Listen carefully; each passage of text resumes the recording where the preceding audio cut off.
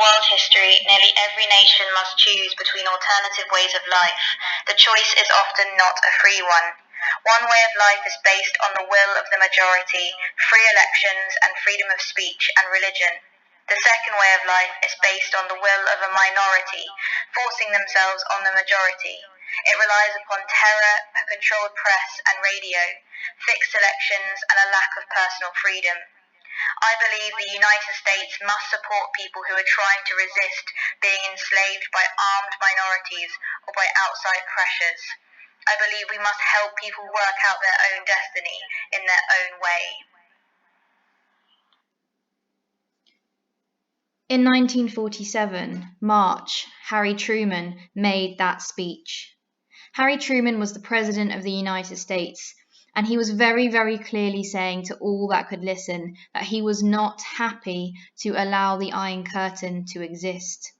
He is referring to, as we learnt last lesson, that line that has been built across Europe, the countries to the east of that line having been turned communist or chosen to be communist in some cases by the influence of Russia, the Soviet Union.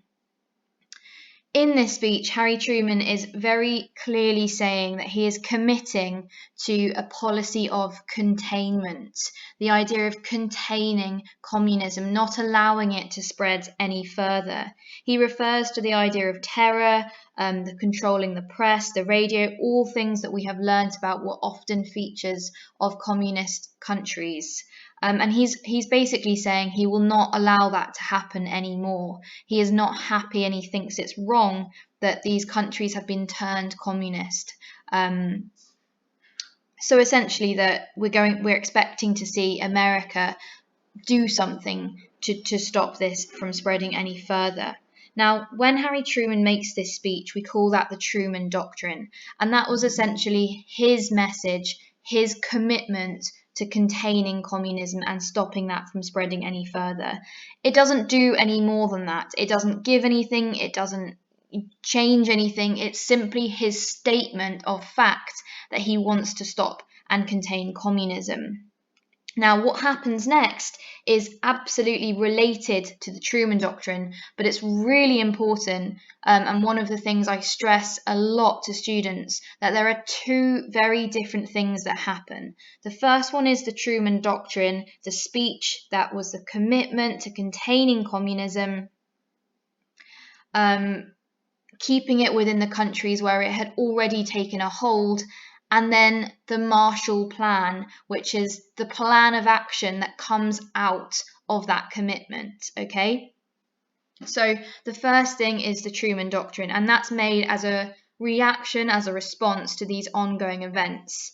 Now, this is kind of encouraged and pushed forward because of two countries and what was happening in those countries.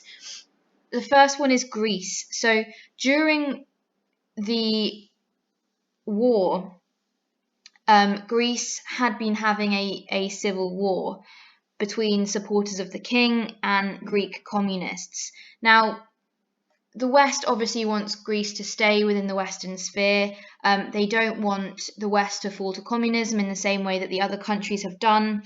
And Britain does give money and financial support to the side of the king during that war to kind of keep it going. However, that money has run out and Britain can no longer afford to pay Greece this money. So currently, if nothing happens, nothing changes, then Greece will likely fall to communism. Another country is Turkey, okay? That gives access to the Mediterranean Sea. Now, the Soviets, the Russians really want to get control of this country because of that sea access. And the USA really kind of realize, or Truman really realizes, that he needs to do something here to try and stop this. And that's partly what pushes him to make this containment speech. These two particular cases, Greece and Turkey, who are both what we might call as on the edge. They're on the edge of turning to communism. We need to try and prevent that from happening. So here's a picture of Truman, and just to remind you, it was in March 1947 that he makes that big speech on containing communism. Now, what he actually does next, and I'll briefly summarize this for you, is that he sends one of his politicians, his Secretary of State, a man called George Marshall. He sends him to Europe in June. And on that trip, George Marshall looks at Europe, looks at the state of Europe, kind of confirms everything we knew about the fact that it's falling apart essentially. After the war, it hasn't regenerated a huge amount, and that essentially it needs a huge amount of money for it to rebuild itself. He also confirms that in that state of desperation, that's when people are most likely to turn to communism, and that actually, unless America does something, that simple desperation from these countries could very likely be the reason they turn to communism, not because of ideology or desire, but actually because they are so desperate and so much in poverty that they need some money to help regenerate themselves after the war. Now, it's on the back of this that America finalize a plan which they then call the Marshall Plan, after George Marshall, who went to Europe to look at what was going on there. And that was a plan to give a huge amount of money to Europe and to help them regenerate. Now, this is a very, very, very interesting point, because America had previously been what we call isolationist, only concerned about themselves, isolating themselves to their own issues, their own problems, their own successes. They did not want to get involved in the affairs of Europe.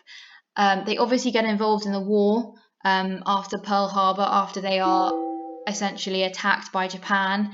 And this is, I guess, another piece of evidence that America are taking a very different route, a very different tact than they had done previously. They're leaving behind that policy of isolationism, and they are directly giving huge amounts of money to European countries. In the end, they give $17 billion to European countries. Okay, so it's a huge amount of money.